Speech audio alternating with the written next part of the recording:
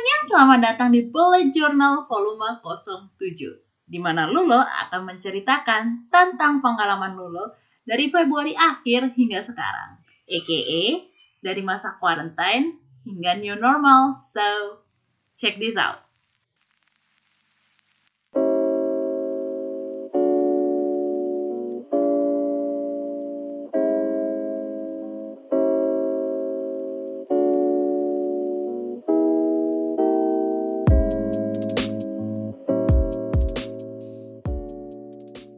So guys, Lulo itu lulus bulan Februari tanggal 29, Lulo teman masih ingat dengan itu. Dan satu minggu setelahnya adalah masa darurat corona. The best nggak? Jadi Lulo lulus dan kemudian langsung kayak gempar-gempor orang corona sana sini, orang kayak pasien zero-zeronya ada ketemu di Jakarta, bla bla bla. Jakarta atau mana gitu, aku lupa, kayak bukan Jakarta juga. Dan se-Indonesia Raya panik. Walhasil banyak orang yang mengkuarantain diri mereka sendiri dalam rumah sebelum pemerintah mengiyakan untuk mengisolasi diri. Dan Lulo sebagai warga yang taat pada pemerintah, Lulo tidak keluar rumah. Bukan karena hanya warga yang taat, tapi karena Lulo sendiri mempunyai kesempatan untuk mendapatkan resiko untuk mendapatkan penyakit COVID lebih besar daripada yang lain. Lulo punya sinusitis sama asma, jadi resikonya lebih tinggi.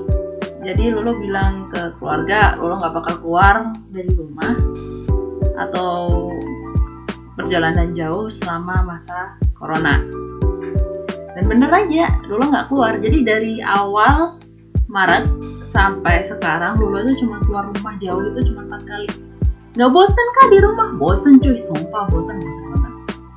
Tapi ya mau gimana, ya itu yang harus dijalani sama Lulo kan.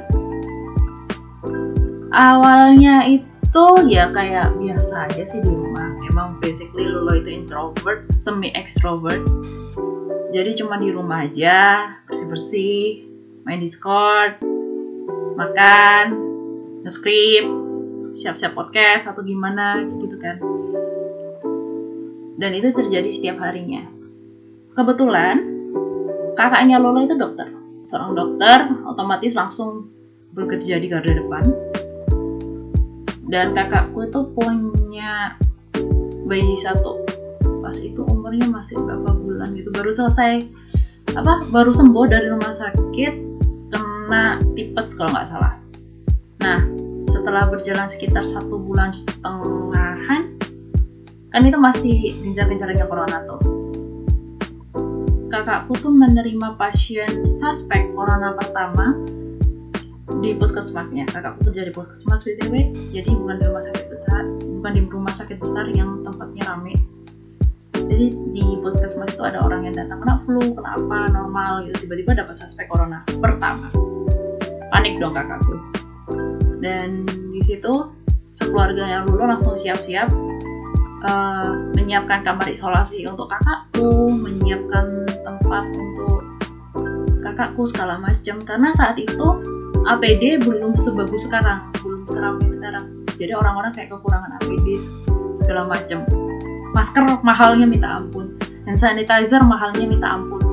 Dan Lulo masih ingat saat itu jam 6 sore kakakku telepon dengan keadaan menangis, bilang aku menerima suspek corona pertama dan mau dibawa ke rumah sakit.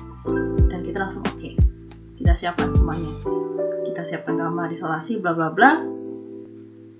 Kakakku langsung bawa pasiennya ke rumah sakit rujukan untuk diperiksa dan semuanya terjadi bla bla bla bla bla. Kita skip hingga jam 9.30.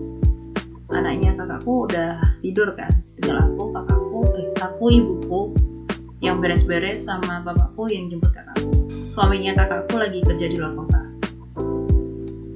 Di situ kakakku pulang badan pucat, stres gimana, soalnya kan takut tertular. Dan apalagi sampai sekarang pun corona belum ada vaksinnya sama sekali. Jadi kayak harus beware banget posisi udah mandi, udah bersihin badan di puskesmasnya. Jadi pulang clear, nggak ada apa-apa. Cuman kita harus menjaga distance sama kakakku sebanyak 2 meter. Dan selama seminggu lebih kakakku nggak boleh megang bayinya. Hal yang paling aku ingat adalah saat masa distance keluarga itu, satu, ponakanku tidak tidur dengan kakakku atau bapaknya. Tidur dengan bapaknya sempat. Tidurnya lebih sering sama neneknya, yaitu ibuku sendiri. Karena untuk jaga kondisi apakah kakakku beneran tertular atau tidak, kayak gitu. Dan di situ tuh kakakku tuh kayak bilang, ini mama, jangan lupakan mama.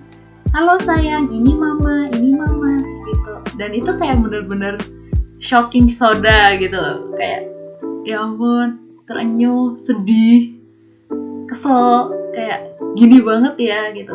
APD kurang, orang-orangnya juga disuruh untuk karantin diri sendiri, nggak mau saat awal-awal itu. Dan walhasil malah virusnya kemana-mana. Tapi alhamdulillahnya hasil pemeriksaan COVID kakakku negatif. Jadi pasiennya juga dapatnya negatif saat itu. Lega dong, kakakku akhirnya bisa pegang anaknya, bisa nimang-nimang anaknya lagi, bisa nyusuin anaknya lagi. Dan kakakku masih jadi garda depan di 2 puskesmas. Luar biasa. Kejadian berikutnya adalah saat bulan puasa pas mau lebaran. Lulo itu pertama kalinya ya Allah keluar rumah naik motor sejauh 16 kilo. Karena gini nih, for your information, Lulo itu rumahnya ada rumahnya Lulo itu ada di gimana ya ngomong? Rumahnya Lulo itu tidak di jalan besar. Jadi kayak di jalan Trabasan gitu. Ada Indomaret, ada warung. Jadi kalau kita belanja itu cukup ke sana, dan itu ketemunya juga orang-orang daerah sini aja. Nggak perlu ketemu sama orang asing yang kita tidak kenal, keluarga yang tidak kenal, itu nggak ada. Dan paling jauh pun dulu cuma jalan 2 kilo keluar rumah. Itu pun seminggu paling sekali untuk buat entah pengen beli Cheetos, kayak Lais, beli mie atau apa, belanja harian, kayak gitu doang. Nggak ada keluar lagi. Dan itu pertama kalinya Lolo naik motor ke kota sejauh 16 kilo untuk mengambil sembako yang ada di kantornya ibunya Lolo. Dan betapa bahagianya, ya ampun, keluar walaupun penuh persiapan kayak pakai rok panjang, baju panjang, pakai masker, pakai tudung kayak gitu, udah pakai helm bla bla bla, udah wear gitu aja. Dan di situ kayak ini ya dunia luar. Dan di situ tuh keluarnya kayak sepi, jalan sepi, padahal mau lebaran itu. Amin, seminggu lebaran. Dan kayak udah toleh kiri, toleh kanan, buset dah, luar biasa. Ketemu orang-orang juga yang kenal Lolo. Padahal selama ini Lolo cuma bicara sama teman-temannya Lolo itu lewat online, nggak lewat tatapan langsung, nggak lihat mukanya, lihat mukanya sih lewat video call sih. Cuman kayak nggak megang orangnya, nggak apa gitu.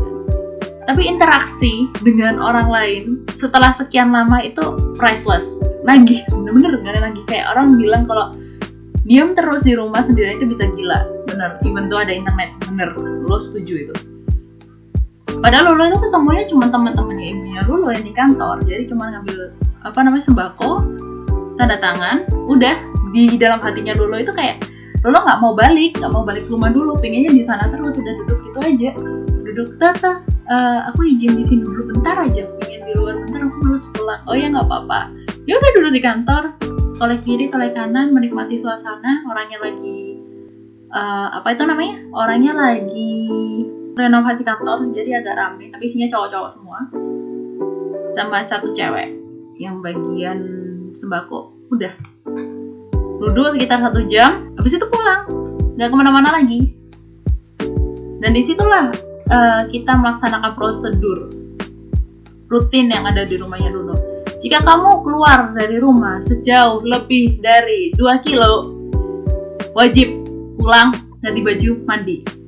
Jadi nggak boleh megang apa-apa, cuma boleh ke kamar ambil baju, mandi. Baju yang bekasnya kita pakai itu dimasukin ember, kita cuci. every single time, even though bajunya itu baru dipakai 1 kali, tetap itu prosedur rutin yang ada di Numeru. Desinfektan selalu ada, alkohol selalu ada, jadi buat sterilisasi mana-mana udah HP segala macam bla bla bla itu ada.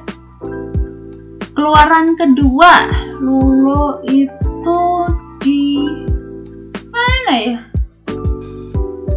Keluar kedua itu kalau nggak salah, keluar kedua itu Lulo ke tempat sepupunya Lulo yang jaraknya sekitar 10 kilo.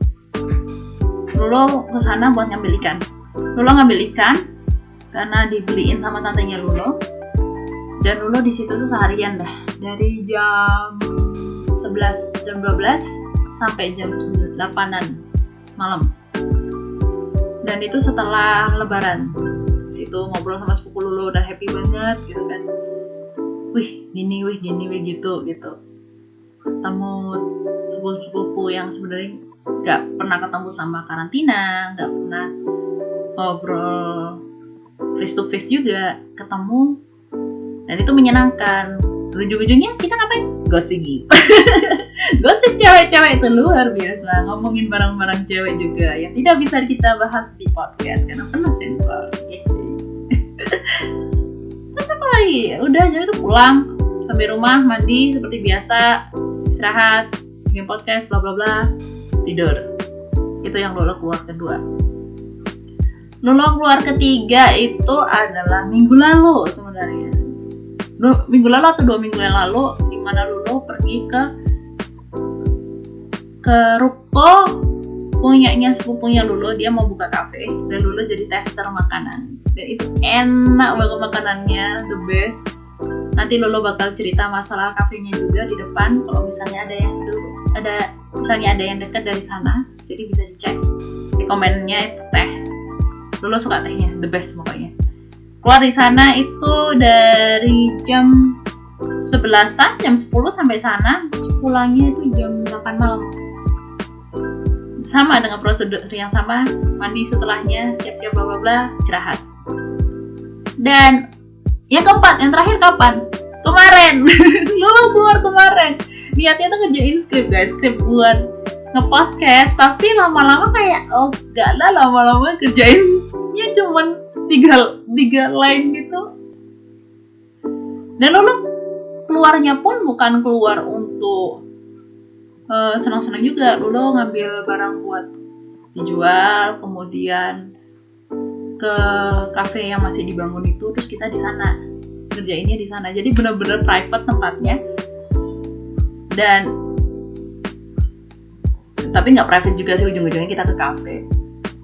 Dan itu tempatnya kayak udah terbuka dan sirkulasinya bagus, kita lihat. Jadi tidak tempat yang tertutup untuk virus-virus bisa berkembang di sana, enggak. Kita tetap pakai masker segala macam. Terus jaga kita sharing sama siapa, apa bersih nggak tempatnya, seperti itu. Dan itu kayaknya the best place to stay. And